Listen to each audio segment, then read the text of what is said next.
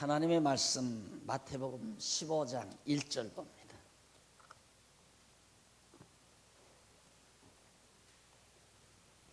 마태복음 15장 1절입니다.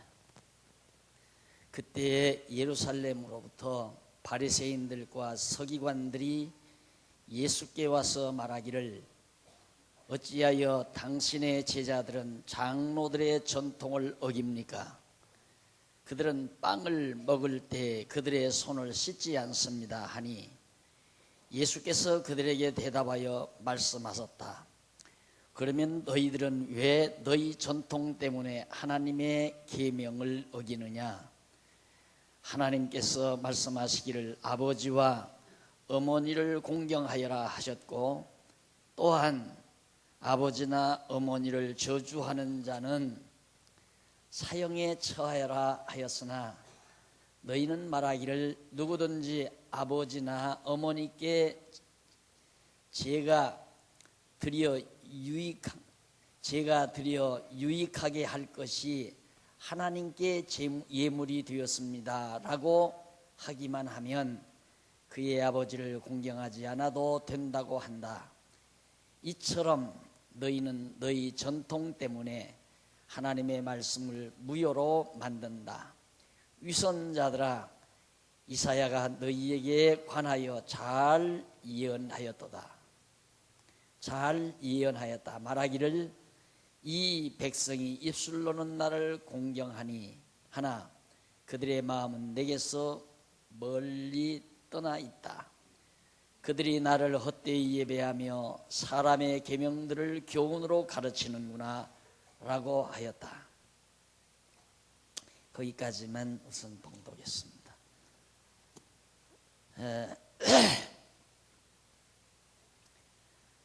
주보에 나와 있는 내용을 잠시 살펴보시면 오늘은 말씀으로 직무를 수행하는 귀한 내용이 15장 1절로 20절까지 소개됩니다. 말씀으로 직무를 수행하는 이유는 직무 수행에 의해서 그리스도 성취가 되어진 사실을 우리에게 확인시키려는데 주된 목적이 있습니다. 거듭 말씀드리지만 우리가 말씀을 대할 때 오늘 바리새인들의 외식을 책망하셨구나, 장로들의 유전을 따르는 외식을 책망하셨구나, 우리를 또 외식을 하면 안 되겠다, 이런 교훈을 받는데 바로 본문에 주 안점을 두는 것이 보편적인 성경에 대한 시각입니다. 그러나 여러분들이 지금 대하고 있는 말씀은 유전을 따르거나 외식하지 말라는 데 목표가 있는 것이 아니라 예수님께서 바리새인들과 서기관들을 말씀으로 직무를 수행하는 거죠. 직무가 여기서 수행하는 직무는 선지자의 직무입니다. 선지자는 책망도 하고 또 장래에 대한 예언도 하고 율법을 해석해 주기도 하고 이런 일들을 하는 것이 선지자가 하는 일입니다. 그러므로 예수님께서도 진정한 참 선지자로 오셨기 때문에 선지자의 직무를 행하심으로 예수님 당신 자신이 참 선지자이신 그리스도라는 사실을 확증해 주는데 이 본문에 근본 목적이 있다는 뜻입니다. 그래서 우리가 이 본문을 통하여 정말 예수님은 진짜 참 선지자로 오셨구나 하는 걸 깨달으면 완벽하게 깨달은 겁니다. 완벽하게 깨달은 건데 부수적으로 바리새인들의 잘못을 책망을 하셨는데 어떤 잘못을 책망하셨는가? 바로 장로들의 유전을 따르는 장로들의 유전을 따라 외식을 행하는 그런 바리새인들의 행위를 외식하는 행위를 책망한 거란 말입니다. 그래서 이것은 부수적인 교훈으로 우리가 받아들이지만 근본적으로는 예수님 당신 자신이 그리스도이심을 증거하려는데 주된 목적이 있다는 뜻입니다. 그래서 계속해서 우리는 지금 13장에서부터 직위와 직무에 의한 그리스도 성취에 대한 내용을 우리가 살피는데 13장과 14장에서는 직위, 선지자 직위의 행사, 직위로서의 행사를 함으로써 그리스도가 성취된 사실을 밝혀줬고요. 지금은 직무입니다. 선지자의 직무가 뭐냐? 책망하는 직무, 율법을 해석해 주는 직무, 이런 직무들을 수행함으로 바로 그리스도가 성취된 사실을 우리에게 증거해 준다. 그 가운데서 이제 말씀으로 직무를 수행했다 하는 대목이 15장 1절로 20절입니다. 자, 그러면 15장 1절 한번 보십시다. 그때 예루살렘으로부터 바리새인들과 서기관들이 예수께에 와서 말하기를 어찌하여 당신의 제자들은 장로들의 전통을 어깁니까? 유전이죠. 전통, 유전 같은 얘기입니다. 그들은 빵을 먹을 때 그들의 손을 씻지 않습니다 하니 예수께서 그들에게 대답하여 말씀하셨다. 자, 바리새인과 서기관들은 어떻게든지 예수님의 잘못을 책잡아 죽이려는 것이 그들의 목표죠. 예수님에게서 어떤 잘못이라도 있으면 그 잘못을 믿기로 해서 죽음에 넘기려는 것이 바리새인들과 서기관들의 주된 목적입니다. 이유는 왜냐하면 자기들의 모든 제도를 흐트러 놓으니까, 자기들의 가르침도 전부 흐트러 놓고 자기들이 만들어 놓은 제도도 전부 예수님이 다 흐트러 놓는다 이 말이에요. 반대한다 이 말입니다. 그러니까 자기네들에게 엄청 손해죠. 그렇기 때문에 예수를 이단자로 취급해서 멸해버리려고 생각을 하는데 좀처럼 예수님이 얻어 걸리지를 않습니다. 워낙 또 많은 백성들이, 많은 사람들이 예수를 따르니까 그것도 또 무서워서 민요가 일어날까 봐 예수님을 죽음에 넘기지를 못하곤 했다 이 말입니다. 그런데 예수님께 와서 이 사람들이 먼저 책을 잡는 거예요. 선생님 하면서 어찌하여 선생님이라서는 여기 없습니다. 어찌하여 당신의 제자들은 장로들의 전통을 어깁니까? 구역의 개역 성경에는 유전이라고 그랬죠. 유전과 전통.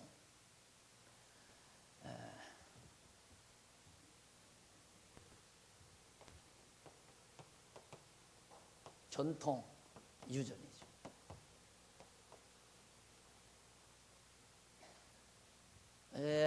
이 종교할 때 우리가 기왕 이제 전통에 대한 얘기가 나왔으니 말이지만 이 종교나 정치, 사회 제도 이런 것들은 모두가 다 근본적으로 강자에 의해서 만들어집니다. 강자에 의해서 만들어진다.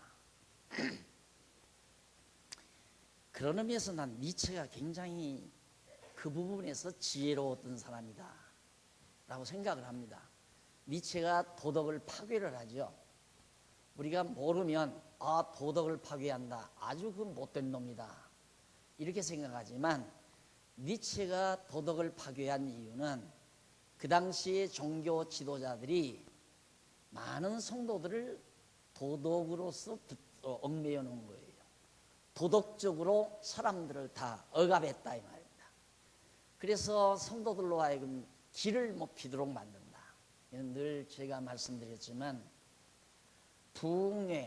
부흥회를 하는 기본 원리가 뭐냐면 도덕적인 것을 들추어내는 겁니다. 첫 시간부터 도덕적인 죄를 들추어내야 돼요. 그래야 대중이 꼼짝 못하잖아요. 안 걸릴 사람이 없거든요. 도덕적인 것 들추어내면 오늘 아침에 제가 나왔는데 장로님 몇 분이서 어제 일한 거 둘러보시면서 이런 말씀을 하세요.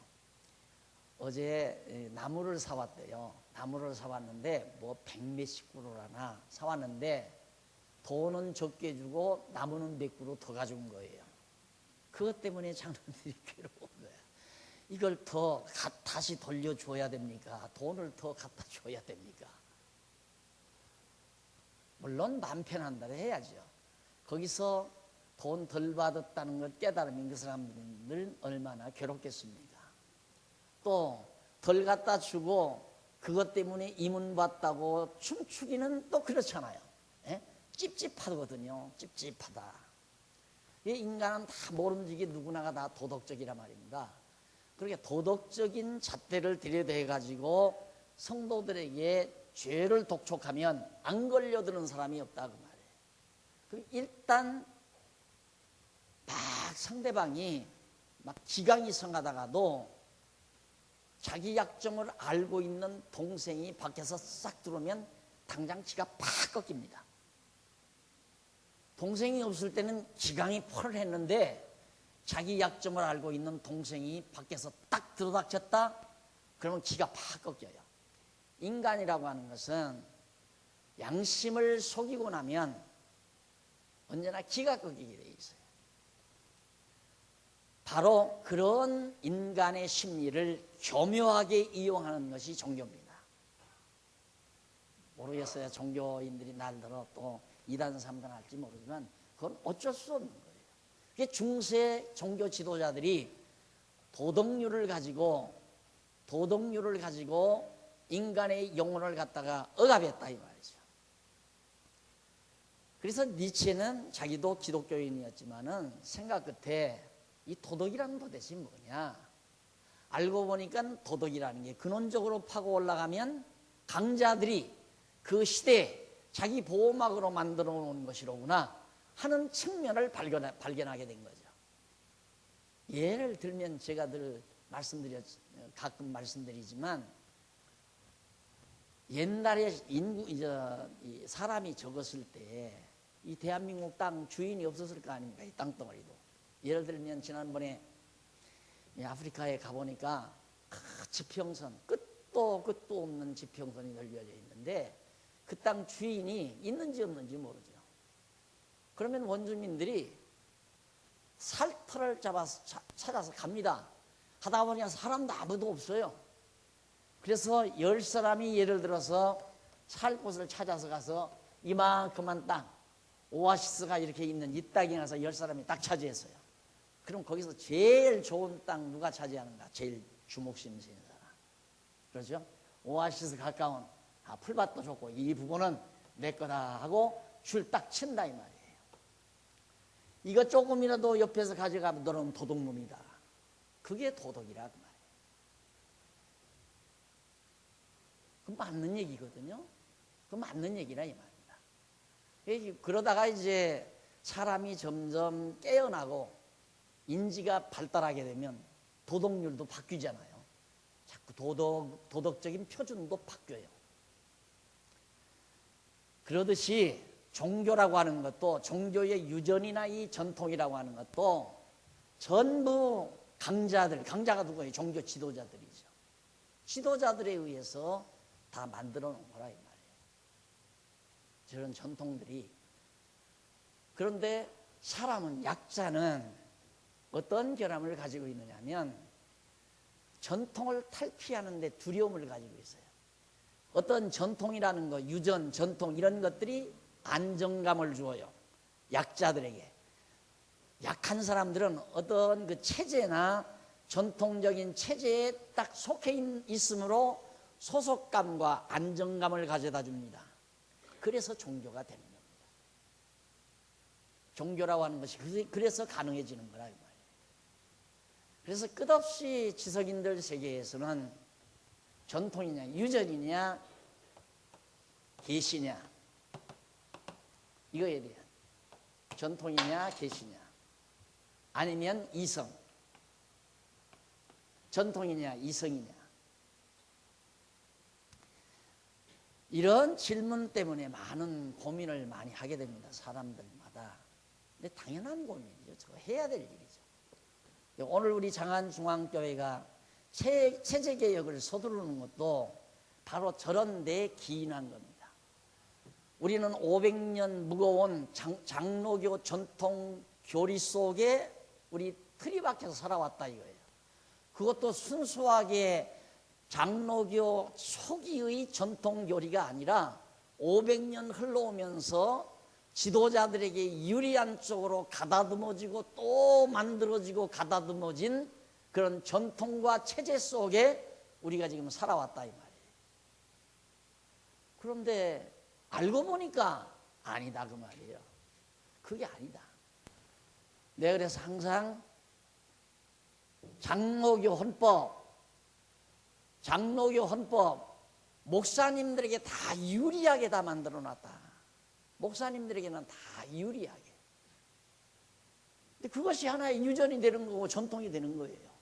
그거 어기면 2단 3단 하는 거예요. 제가 30년 동안 30년이 넘게 2단 누명을 쓰고 살아온 이유도 뭡니까? 이놈의 전통을 깨려니까, 유전을 깨버리려니까 그러한 고통을 겪어오지 않았느냐 이 말이죠. 그래서 우리는 결단을 내린 겁니다. 여러분, 지금 우리 장안중앙교회 현실을 장난이 아닙니다. 이게 장난하면 안 됩니다. 이게 대단한 일을 우리가 시작을 한 거예요. 엄청나고 대단한 일을 시작한 거예요. 500년 땅땅 굳어버린 돌덩어리를 깨보자는 것이 지금 우리의 시도라는 거예요. 그런데 이걸 그냥 보편적으로 사람들 사이에서 패거리 운동이라든가 누구 한두 사람이 자기 소신대로 자기 생각대로 일을 만들어가기 위한 거라든가 이렇게 생각한다면 슬프지요. 그건 아닙니다. 지금 여기 이 바리새인과 서기관들이 장난치는 것도 다른 거 아니에요. 밥 먹을 때 손 안 씻고 먹었다. 그걸 책 잡는 거예요. 오죽이나 책 잡을 것이 없으면 그걸 책 잡았겠습니까? 어떻게 당신 제자들은 식사할 때 손을 안 씻고 식사를 합니까? 손 안 씻고 식사할 수도 있지요. 그런데 그걸 규범으로 만들어 놔요. 밥 먹을 때는 반드시 손을 씻고 밥을 먹어야 된다. 난 목사라도 난 어렸을 때부터 아버지가 교회 지도를 받아서 가정예배를 꼭꼭 드렸어요. 그런데 그때 너무너무 잠이 오라 죽겠는데 또 숙제도 해야 되겠는데 와서 예배 드리고 가서야 한다. 가정예배를 드리고 가요.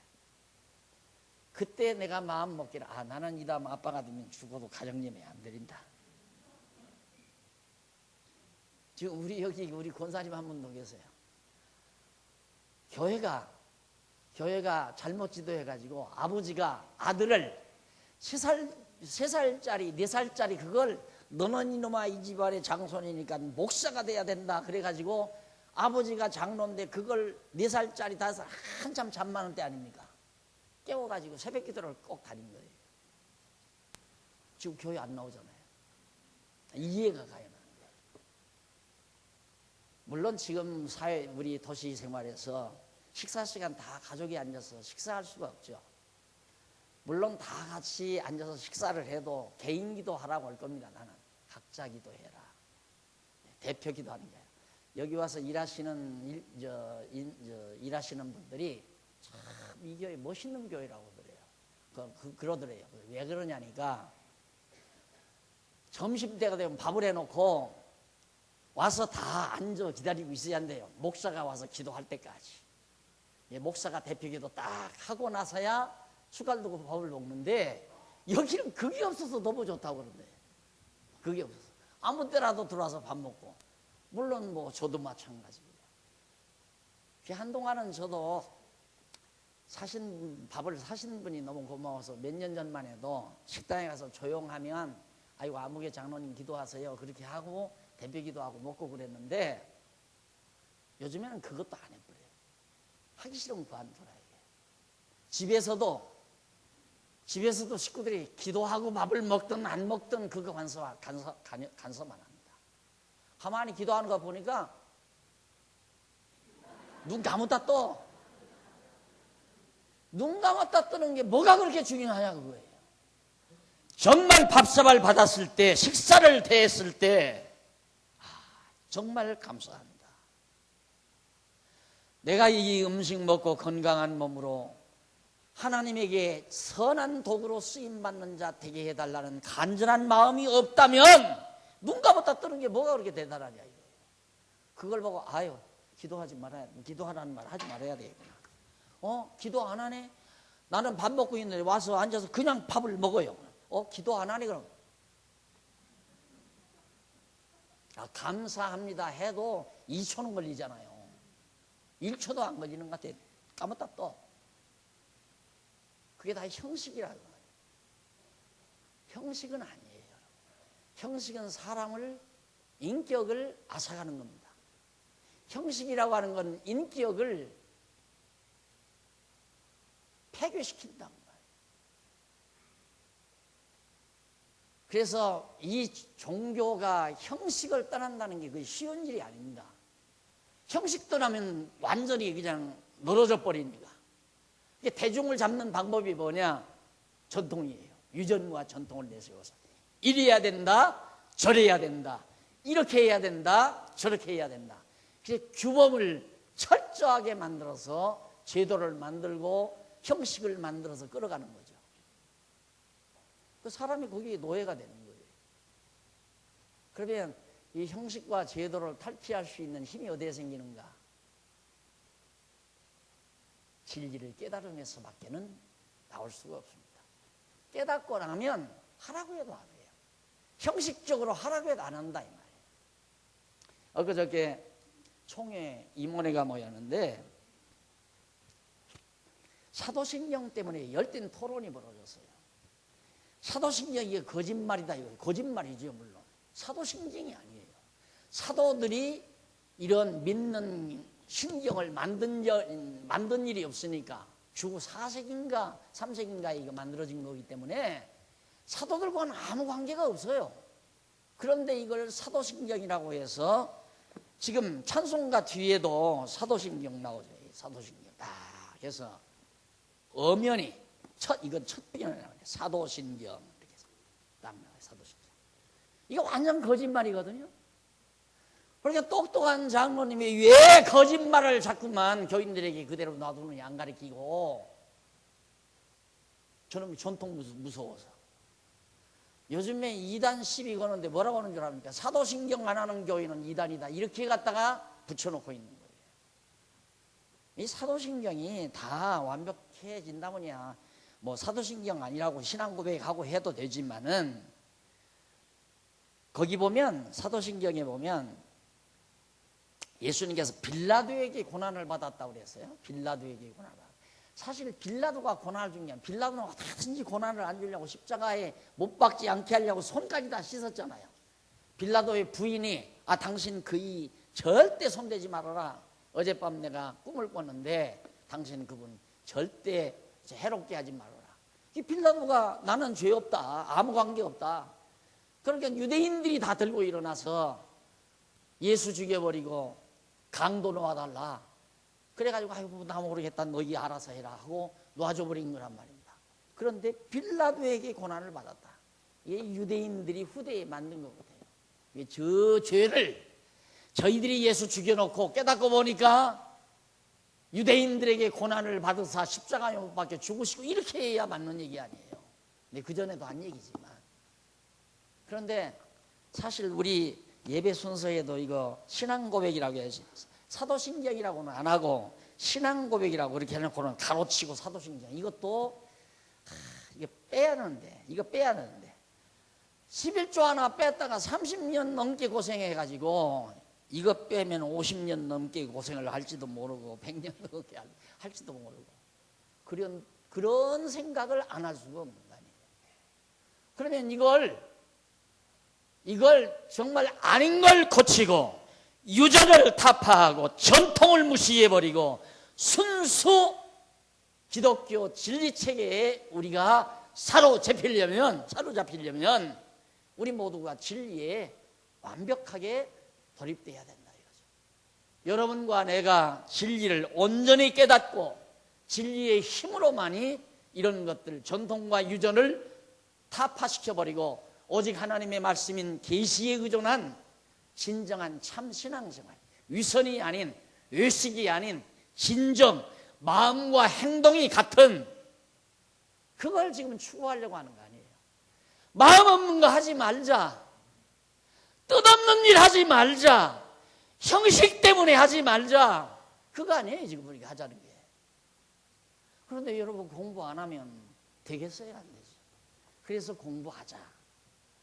그러니까 이 나이에 무슨 놈의 공부냐 이런 사람도 있겠고, 아 귀찮다 그냥 적당히 주일날 하러 와서 하나님 계시다니까 적당히 와서 그냥 예배 드린다고 전처럼 전통에 따라서 그냥 잠시 예배 드리고 가면 마음 편안한데, 그냥 가면 혹시 차 사고 날지도 모르고 다리가 부러질지도 모르고 그렇게 불안하지만 그래도 주일날로 와서 잠시 예배 참석하고 우리 마음이 편안한데 그런 게 종교 아니냐 이런 사람도 있을 수 있을 거라. 그러니 그런 상태에서는 우리가 개혁이라는 소리 하면 안 돼요. 개혁이라는 말 입 밖에도 내면 안 돼요. 정치도 마찬가지입니다. 정치도 강자가 잡는 거예요. 언제나 강자가 강자 자기들 좋은 대로 만들어내는 정치, 하나의 정치 이념이 만들어지는 거고, 자기들 좋은 대로 다 체제 만들어가는 거고. 그런데 종교가 왜 안 그러겠어요? 종교가 그게 바로 종교업자예요. 종교업자. 그게 바리새교인과 서기관들이 유대교 지도자들 아닙니까? 그러니까 손 안 씻고 밥을 먹는다는 것 가지고 트집을 잡는 정도라면 종교가 얼마나 티꺼운 존재인가, 티꺼운 짓들을 많이 하고 있는가를 알 수 있잖아요. 세상에 여기 이렇게 구두 신고 올라왔다고 해서 이단 소리 들었다니까. 그리고 너 왜 손 들고 이렇게 손 들고 축도를 안 하느냐, 이렇게 들고 하란다. 이게 하라. 그것도 이렇게 들으면 안 된대요. 이렇게 들으면 복이 저쪽으로 가니까 이렇게 복이 이렇게 쏟아지. 앞자리 앉은 분들이 복을 더 받죠. 저 뒤보다. 여러분 여기다 이걸 걸다니요. 이거 대단한 일 한 거예요. 여러분 여기는 거룩한 십자가 붙여놔야 되고 거룩한 제단 장식해야 되고, 여기 어떻게 구두발로 신발 신고 올라와요. 그럼 이러다 그냥 죽어버리면, 이렇게 조금 하다가 죽어버리면 다시 원위치. 왜? 거기 들어가면 지도자가 우선 안심이 돼요. 예를 들어서 내가 목사라면 목사는 철저히 노예의 보호를 받습니다. 노예가 목사를 보호해 줘요. 그럼 노예는 누가 보호하나? 총회가 보호해 줘요. 약간 잘못해도 목사 편이에요. 다 그럴 거 아닙니까? 걔는 가제 편이라고. 성도들은 아무것도 모르고.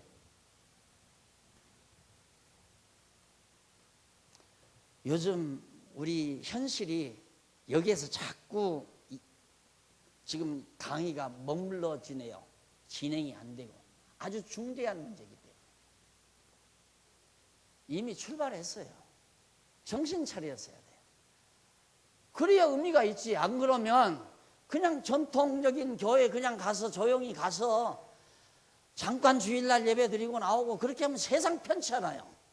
공부해라, 뭐 제대로 수학을 했느냐, 신학 공부를 했느냐, 우리 분방 공부에 참석하자.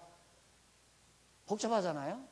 주일날 한번 딱 모여서 쌈박 한 시간 정도 아주 잘 세련되게 하는 찬양 듣고, 그리고 성경 말씀 간단하게 심플하게 싹 설명하는 거 간단히 듣고, 나도 예수 믿는다. 얼마나 마음의 위안과 평안이 와요. 우리 그거 아니잖아요. 그래서 공부 안 하면 아무 필요가 없습니다.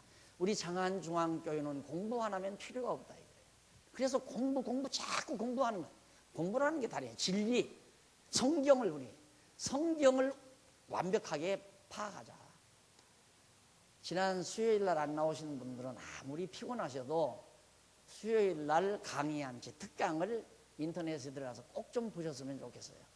내가 요즘 참 정말 내가 목회를 제대로 못했구나 하는 생각을 많이 합니다. 그 내용이 지난 수요일 저녁에 특강으로 한 내용 속에 담겨져 있어요. 지금 제가 이 본문을 15장 1절로 지금 그 이하 9절까지 지금 말씀을 장로의 유전에 대해서 말씀하지만 이거 알았다고 해서 성경이 아는 게 아니죠. 왜 예수님이 장로의 유전대로 외식하는 자들을 책망했는가? 당신이 참 선지자임을 증거하기 위해서. 왜 당신이 선지자임을 증거하는가? 당신이 구약의 언약대로 오신 그리스도라는 사실을 확증지으려고. 그러면 그리스도라고 하는 사실을 왜 확증짓는가? 하나님의 여호와이심을 우리에게 거짓없이 진실되게 증거해 주시려고. 거기까지 가야 된다고. 여호와를 만나야 된다고 그러잖아요. 우리 강의는 어디를 강의를 해도 어떤 부분을 조금 몇 구절을 강의를 해도 결국 여호와 하나님을 만나야 지식의 근본이시요 지혜의 근본이신 여호와를 알고 경외하는 것. 거기가 목표예요. 여호와를 알고 경외하면 아가가 나온다고 했잖아요. 지난 주일 오후에. 아가가 왜 나오는가? 여호와를 알고 경외하니까. 아무리 내 현실이 급박하고 어려워도 그것이 아름다운 노래 중에 노래로 승화될 수 있는 거다. 아무리 내 현실이 지금 고통 중에 빠져 있다 할지라도 모든 일을 언약대로 이루어 가시는 여호와 하나님을 깨달아 알고 경외한다면 내 마음속에서는 사랑의 노래가 나올 수밖에 없는 거다. 그게 지난 오후 시간에 제가 말씀드린 겁니다. 이게 지금 불평이 있거나 짜증나거나 뭔가 불만이 차 있다면 여호와 하나님을 잊어버린 거죠. 여호와 하나님을 잊어버린 거. 그래서 성경 어디를 보아도 여호와 하나님을 만날 때까지 이해를 해야 된다. 그래서 거기 4절에 보면 악하고 죄송합니다. 15장 예수께서 3절 예수께서 그들에게 대답하여 말씀하셨다. 그러면 너희들은 왜 너희 전통 때문에 하나님의 계명을 어기느냐? 너희들은 전통 때문에 계시를 어긴다 이거예요. 계시, 전통, 계명. 이건 계명이에요. 계시 이게 계명 아니에요? 계명. 너희들은 전통 지키기 위해서 왜 계명을 어기느냐? 무슨 계명이냐면 바리새인들이 이거 보세요. 얼마나 고약한 인간들인가. 내 부모를 공경하라. 성경에 그렇게 계명이 나와 있는데 부모님 섬길 것을 예를 들어서 부모님 용돈 50만 원 드릴 걸 하나님께 바쳤다라고만 하면 부모님께 안 바쳐도 된다. 용돈 안 드려도 된다. 그렇게 가르친다. 그렇게. 그러니까 하나님을 빙자해서 하나님께 하면 부모에게 안 해도 된다. 너희들의 전통, 장로들의 유전, 대대로 내려오면서 가리킨 그 전통 지키면 하나님 말씀대로 안 해도 된다. 그 말이 되느냐 이 말이죠. 안 된다 이 말이죠. 지금도 마찬가지예요. 지금도 아무리 처음에는 이렇습니다. 자, 건전한 분은 딱 결혼했으면 신혼생활하는 부부에게 처음 이제 신방 가지요 가면 월급 타지 두네 회 다 직장 생활하면서 월급 타니까 월급 중에 11조는 하나님께 바치고 거기에 나머지 또 11조는 부모님께 드려라. 그렇게 딱 가르쳐요. 아야 신방 가가지고 그렇게 꼭 생활을 하고 약속하지? 네 약속합니다. 반드시 그래야 돼. 목회 그렇게 하고 해야 하는 거예요. 나처럼 이렇게 평생 몇 년씩 가도 신방 한 번 가보지도 않고 새집 사서 이사했다는데 그보다도 안 보고 이래가지고 무슨 의미의 목회가 돼요. 일일이 하나하나 붙들고 이래야 돼 저래야 돼 그러면서 목회를 해야죠.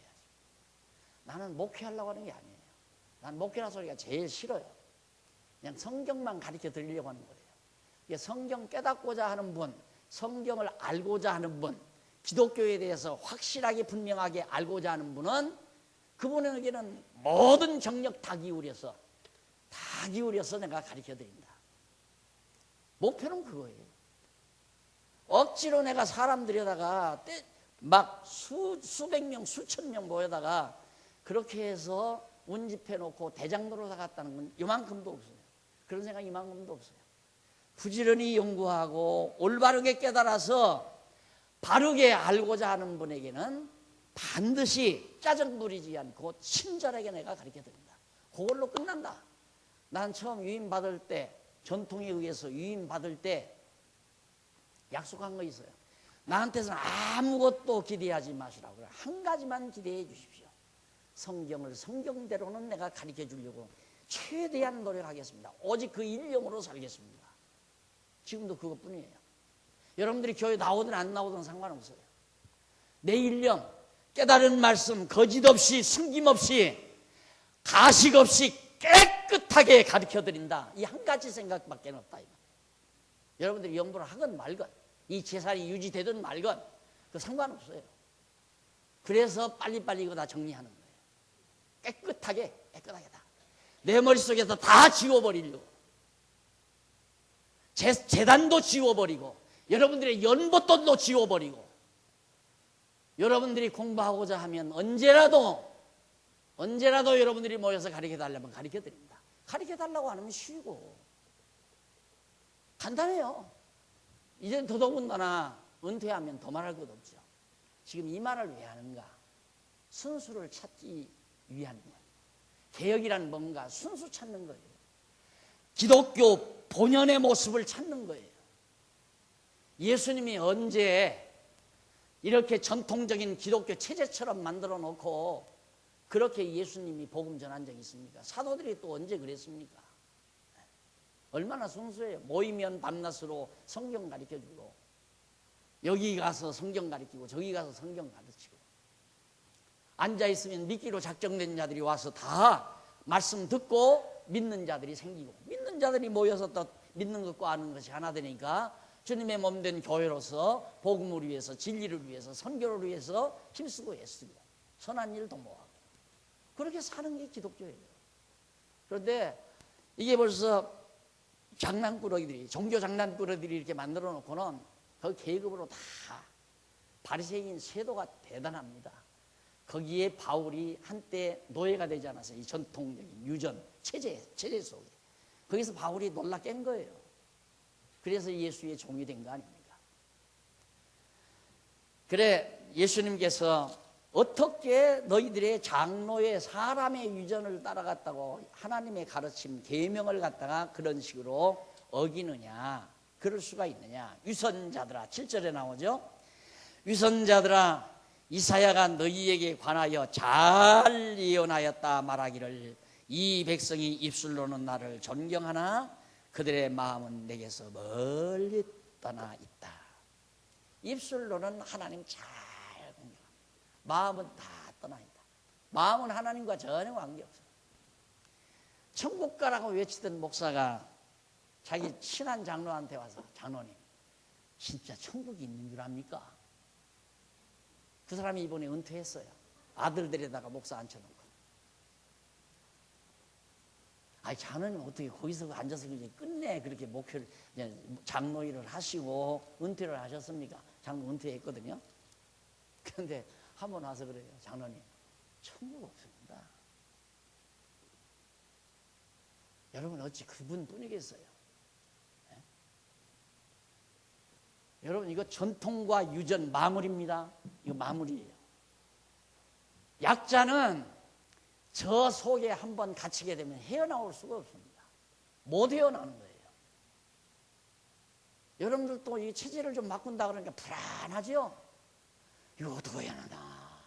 그냥 박 목사님이 계속 그렇게 그냥 예배 인도하고 그냥 축도도 하고 그냥 손을 안 들망정 축도도 하고 이대로 했으면 좋겠구만. 어떻게 체제 바뀐다니까 어떻게 바뀌어지나? 그거 겁나면 개혁할 생각하지 말아야 돼. 그냥 전통적인 장로교 체제 속에 들어가서 그들 헌법 따르고 그들 총회 지도 따르고 하자는 대로 다 하고 하라면 하라는 대로 다 순종하고 맹종하고 그러면서 신앙생활 할 테면 모르지만 안 그럴 테면 과감하게 덤빙해야 돼요. 그러지 않고는 안 된다. 그건 과감하게 하는 건 다른 거 없어요. 그냥 여러분 여기 오면 공부한다. 이거 하나만. 공부도 뭐 온종일 하라는 거 아니에요. 한두 시간 마음 딱 먹고 진짜 마음 딱 먹고 나는 이 부분에 가서 공부해야 되겠다. 나는 이 부분이 약해. 나는 교회사 부분이 약하다. 나는 교리사 부분이 약하고 나는 장로교 교리 부분이 약하다. 야 어느 강의실에서 어느 목사님이 강의한다더라. 나 그 부분 한번 강의 듣고 싶다. 이렇게 주일날만이라도 더 욕심이 생긴다면 토요일날만이라도 공부하는 그룹들을 형성을 해가서 속회별로 형성을 하든가 연합회별로 형성을 해서 정말 자기들이 듣고 싶은 강의를 얼마든지 들을 수 있잖아요. 목사님들 다 대기하고 있을 거니까. 그렇게 해서 정말 학풍이 진리를 탐구하는 학풍이 가득한 교회, 형식은 완전히 배제되는 교회. 그래서 난 다음부터는 그냥 이 아름다운 식사가 성찬식으로 이렇게 됐으면 좋겠어요. 포도주 따라놓고 하기도 얼굴 간질이 없고 떡 조가리 이거 먹고 입에다 놓고 옴줄옴줄 하기도 참 그렇고 여러 가지가 다 그래요.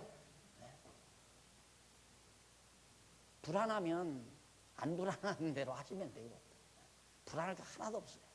내가 진리에 대한 확신만 있으면 그걸로 만듭니다. 완벽해요. 그걸로 완벽한 겁니다. 그리고 이제 자기가 주어진 하나님께서 주신 은사가 뭔가 그거 깨달아서 주어진 은사 따라 힘있게 선한 일하며 살면 사는 보람이 있죠. 그 다음 10절로 20절 보면 그들이 9절 보시고 맞아 9절 보고요. 그들이 나를 헛되이 예배하며 사람의 계명들을 교훈으로 가르치는구나 라고 하였다. 똑같죠. 그들이 나를 헛되이 예배하며 헛되이 예배한다는 말은 전통과 유전에 따라서 그렇게 그냥 앉았다 일어났다 머리에 수건을 쓰고 별짓 다 하는 거 있잖아요. 종교 의식이 있잖아요. 이게 종교는 의식이 아니라니까. 진짜 인격이에요. 그냥 삶이고 기독교는 일반 종교와 달라요. 일반 종교는 다 제사를 집행하는 제사장이 있죠. 불교도 있잖아요. 불교도 스님들이 다 이 제례하는 지도자네요. 그러니까 기독교도 그런 식으로 똑같이 만들어 놓은 거예요. 원래 이 목사라는 직업은 성경 가리키라는 얘기인데 바울이 디모데에게 너 때를 얻든지 못 얻든지 성경 모르면 속기도 하고 속으니까 성경 열심히 공부해서 성경 잘 가르쳐라. 네가 뉘게서 배운 줄 알고 성경 잘 가르쳐. 그러라고 디모데에게 마지막 유언하고 죽잖아요. 목사 다른 존재 아니란 말입니다. 기독교의 제사장도 아니고 그냥 성경 가르치는 사람이에요. 성경 가르치는 선생. 그 이상도 그 이하도 아니다. 그걸 그렇게 말을 해도 목사는 특별한 옷을 입고 나오면 기분이 좋고 또 그럴듯하고 다 목사는 그럴듯하게 이런 걸 사람들이 다 좋아하니까 또 그렇게 하잖아요. 제가 처음에 교회 개척해가지고 주례를 부탁받았어요. 한 교회에서 이제 처녀총각이 결혼하는데 처녀총각이 와가지고 무릎을 딱 꿇더니만 내 앞에 앉아서 목사님 한 가지 부탁이 있으면 좋은다. 뭐냐 그러니까 목사님 우리 주례 때는 가운을 좀 꼭 입어주시면 어떻습니까? 그러니까 워낙 그때도 바짝 말라가지고 지금도 볼품 없지만은 참 주례로 세우기는 좀 그랬던 것 같아요. 할 수 없이 주례를 목사니까 받기는 받지만 그래도 하나 뒤집어 쓰면 좀 뭐 같잖아요. 그래서 그 주례장에 그 결혼식장 가면 막 하나 가방 하나 이만한 거 들고 옵니다. 주례 목사가 하면 탁 열고 가운 내서 딱 입고 그게 전부 다 유전과 전통으로 만들어진 것들이에요. 여러분 지성인이라면 그걸 탈피하는 겁니다. 유전과 전통을 탈피하는 것이 지성인들의 사명이에요. 자기네들이 깨어났으면 벗어나야죠. 유전과 전통이라는 게 힘없는 자들을 다 묶어놓기 위한 수단인데 그걸 깨달은 자들이 그걸 탈피시키지 아니한다면 직무유기죠. 지성인들의 직무유기. 여러분, 제가 지난번 바티칸에 가가지고 그 안내자가 하는 말 가운데 뇌리에 딱 남는 게 있어요. 왜 그렇게 성화나 그러니까 성화 그 그림이죠. 그림이나 조각을 왜 그렇게 그 사람들은 엄청 많이 사용을 하는가? 이유는 처음에 많은 사람들이 예수를 믿겠다고 오는데 뭘 가리킬 것이 없다는 거예요. 가리킬 것이 없었다는 거예요. 왜? 그 당시에는 성경이 완전히 한 권으로 이렇게 편집되진 상태가 아니니까. 그래서 뭐 마리아 그림도 그리고 예수 그림도 그려서 왜 요즘 유아부 같은 데 보면 그림 그려서 이렇게 보여주면서 얘기하잖아요.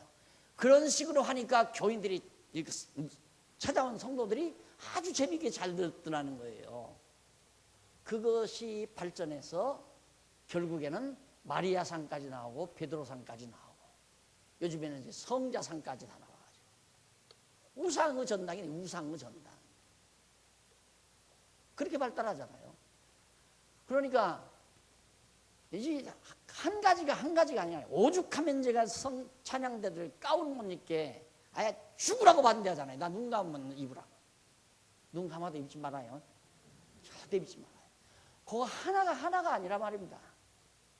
그거 하나 용납하면 자꾸 용납하니까 그래가지고 이제 하나의 전통이 만들어지고 유전이 만들어지고 형식이 만들어지고 그리고 기독교가 하나의 형식화 되어버리고 입으로는 주여 하지만 속은 말짱하고 여호와 하나님 안다고는 하는데 여호와 하나님 아는 자의 경외하는 자의 삶이 안 나오고 안과 밖이 다르다는 말이에요.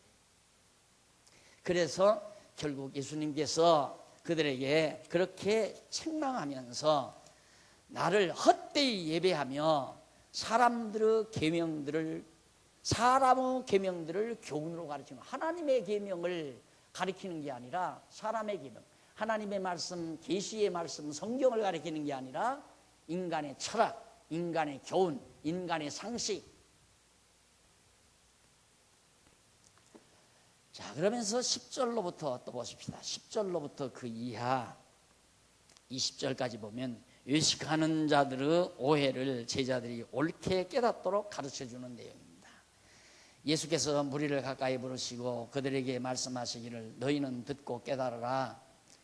입으로 들어가는 것이 사람을 더럽히는 것이 아니라 오히려 입에서 나오는 이것이 사람을 더럽힌다.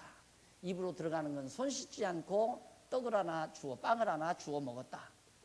그러면 손 씻지 아니한 손에 더러운 것이 좀 묻어서 빵에 묻어서 들어갔다 할지라도 그것이 인간을 더럽힐 수는 없다.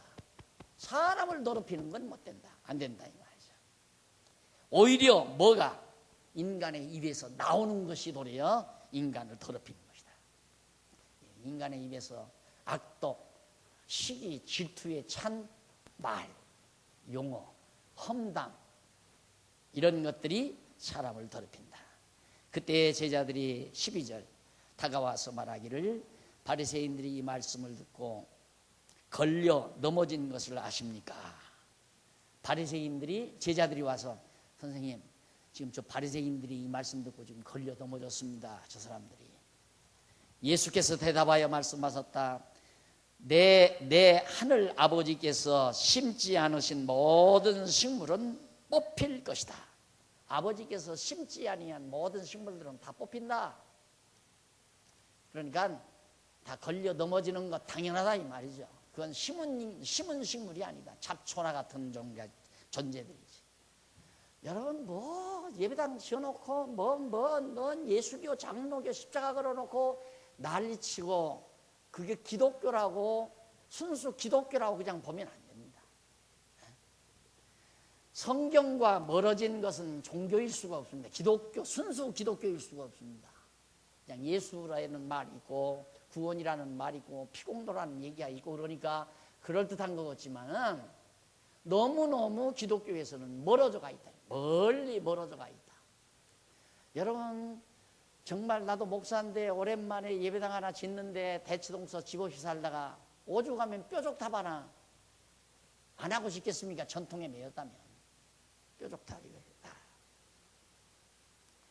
십자가 매달기 싫어가지고 이만한가 했더니 이번 판에 잘 떨어져 버렸어요. 그거 자꾸 한국 한쪽에서 그거 떼버려요, 떼버려요. 그런데 내가 떼라고 안 해도 그냥 공사하시는 분들이 싹 떼버리는 거 얼마나 깔끔하고 좋은지 몰라.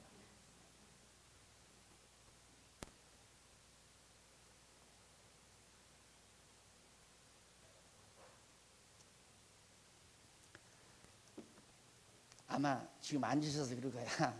박 목사님이 이제 말기에 접어드니까 할 소리 다 하시는구나.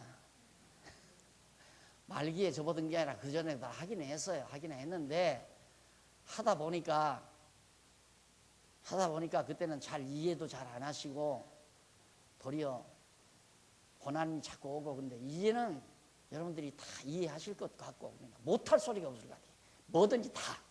그래서 이 다음에 이제 나이 드신 어르신들은 저하고 자주 만나시겠지만 거기서는 더 적나라하게 이런 얘기 하면서 우리 자라나는 젊은 세대들을 사랑해서라도 우리가 아름다운 유산을 저들에게 줄 수 있도록 우리 마음을 모으고 뜻을 모으자는 그런 의미의 내용들을 가지고 우리 노년을 보내실 수 있도록 그렇게 해보려고 생각을 합니다. 그때 다가와서 그렇게 말을 했는데, 그들을 내버려 두어라. 14절. 그들을 내버려 두어라. 넘어진 것들은 내버려 두어라. 그들은 맹인으로서 맹인을 인도하는 자들이다. 자기 눈도 어두운데 눈 어두운 자들을 인도하는, 이게 소경이 소경을 인도한다 이 말이에요. 맹인이 맹인 인도하면 되겠어요? 둘 다 함정에 빠지는 거죠. 성경도 모르는 사람들이 목사가 되니 참 답답한 일이지. 나는 진짜 이 기독교 안에 가장 답답한 게 성경도 모르면서 목사야. 그러면서 뭐라고 그러냐면 성경은 모르는 거래요. 성경은 너무 깊고 하나님의 말씀이라 그 아무나 아는 게 아니다. 성경은 모르는 것이 정상이다. 성도들은 또 그런가 보다. 그럼 뭔 소리 들어요? 성경 모르면. 그런데 정말 이 성경을 모르면 가르치지를 말아야 되는데, 성경을 모르고 가르치니까 더 헤맨다니까, 성도들이. 여러분, LG에 나가서 길 모르면 묻잖아요. 아저씨, 시청을 가야 되겠는데 어디로 가야 돼요? 어느 쪽으로 가야 돼요? 글쎄요, 나도 처음 길이지만 저쪽으로 한번 가보세요, 그러잖아요. 정반대쪽으로 가니 모르면 나도 시골에서 봐서 잘 모릅니다. 이렇게 하면 다른 사람한테 물어서라도 갈 수 있지. 나는 여러 번 당했어요, 그걸. 모르면 가르치지 말아야 돼요, 모르면. 제가 이렇게 말하는 거 얼마나 믿겠습니까? 나는 그 사람들 공격하기 위해서가 아니라 혹시라도 여기 계신 분이라도 또 뒤로 돌아가실까 봐서. 돌아가지 마세요. 돌아가면 안 돼요. 모르고 가르치는 얘기예요. 모르고. 알면 그렇게 못 가르쳐요.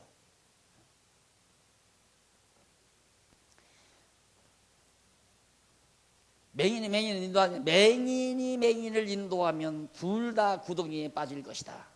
베드로가 대답하여 예수께 말하기를, 저희에게 이 비유를 설명해 주소서. 둘 다 구덩이에 빠진다는 이 비유를 들었는데 맹인 이것도 좀 설명해 주십시오. 예수께서 말씀하셨다. 너희도 아직까지 깨닫지 못하느냐? 입으로 들어가는 것마다 뱃속으로 들어가서 이 맹인이 아니라 앞에 입으로 들어가는 것이 사람을 더럽게 못한다는 거, 그 비유. 그것마다 뱃속으로 들어가서 뒷간으로 배설되는 것을 알지 못하느냐. 그건 사람 못 들어요. 다 나가버리니까. 그러나 입에서 나오는 것은 그들의 마음에서 나오는데 그것들이 사람을 더럽힌다. 마음에서 악한 생각, 살인, 간음, 음행, 도둑질, 거짓 증언, 비방, 이런 것들이 다 나오는데 이것들이 사람을 더럽히며 씻지 않은 손으로 먹는 것은 사람을 더럽히지 않는다 라고 자상하게 예수님께서 가르쳐 주셨습니다. 다시 말해서 종교는 진리 그 자체지, 또 우리 인격 그 자체지, 어떤 형식이나 유전이나 제도가 전혀는 아니다 하는 것 꼭 기억하시고, 어떤 형식을 자꾸 만들려고 하는 것은 무식대중들을 걷어잡기 위한 수단이고 방편에 불과한 것이다. 무식대중들은 그걸 더 자기의 안식처로 생각하는 사람들입니다. 그걸 안식처로 생각해요. 깨달은 자들은 그것이 억압으로 생각되고 그것이 답답한 담벼락으로 생각하고 감옥처럼 느껴져요. 그렇게 다르잖아요. 그러니까 오늘 예수님의 말씀, 당신이 선지자임을 확실하게 증거하기 위해서 잘못된 기독교, 잘못된 종교 지도자들의 외식을 사정없이 책망한 말씀을 항상 염두에 두시고 진리에 굳게 서시는 우리 성도님들 되시기 당부합니다. 기도하십시다. 자비로우신 하나님 아버지, 은혜를 감사합니다. 참으로 살아있는 말씀이 있는데도 불구하고 종교가 형식화되고 제도화되고 체제화되어서 많은 영혼들이 억압을 당하고 있는 모습을 오늘 우리는 현실 속에서 봅니다. 진리가 참 자유를 우리에게 준다는 사실을 체득할 수 있는 우리 장안중앙교회 모든 성도를 되게 해 주시옵소서. 예수님 이름으로 기도드립니다. 아멘.